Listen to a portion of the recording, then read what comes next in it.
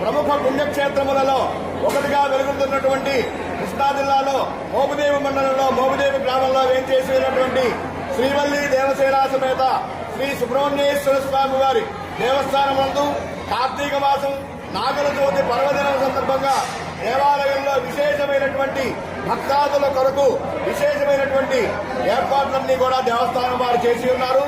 ఈ కార్యక్రమంలో భాగంగా పూర్వమే ఇప్పుడే తెల్లవారుజామున 2:30 మన అవనిగడ్డ శాసనసభ్యులు గౌరవనీయులు శ్రీ మండలి బుద్ధప్రసాద్ గారి దంపతులచే స్వామివారికి ప్రప్రథమైనటువంటి వల్మీక పూజ అలాగే పుట్టలో పాలు సమర్పించుట కార్యక్రమం జరిపిన పిమ్మట గర్భాలయంలో ఉన్నటువంటి మూలమూర్తికి పంచామృత అభిషేకములు విశేషంగా జరిపించబడినాయి.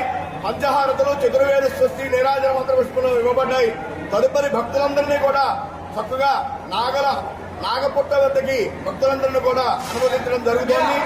వేలాదిగా ఈ రోజు నాగుల చవితి పర్వదినం సందర్భంగా సుదూర ప్రాంతాల నుండి అంటే ఇతర రాష్ట్రముల నుండి మన రాష్ట్రం నుండి కాక అనేక ప్రాంతాల నుండి కూడా భక్తాదులు వేలాదిగా ఈ రోజు వస్తూ ఉంటారు. నాగుల చవితి పర్వదినం నాడు ఎవరైతే శ్రీ సుబ్రహ్మణ్యేశ్వర స్వామి వారి యొక్క నాగపుట్ట వద్ద పాలు చిమ్మిరి ఆవు పాలు చిమ్మిరి చలివిడి భక్తితో సమర్పిస్తారో స్వామివారిని ఎవరైతే దర్శిస్తారో సుబ్రహ్మణ్యేశ్వర స్వామి వారిని వాళ్ళందరికీ కూడా పునర్జన్మ ఉండదని చెప్పి మన యొక్క శాస్త్రముల ద్వారా తెలియబడుతోంది.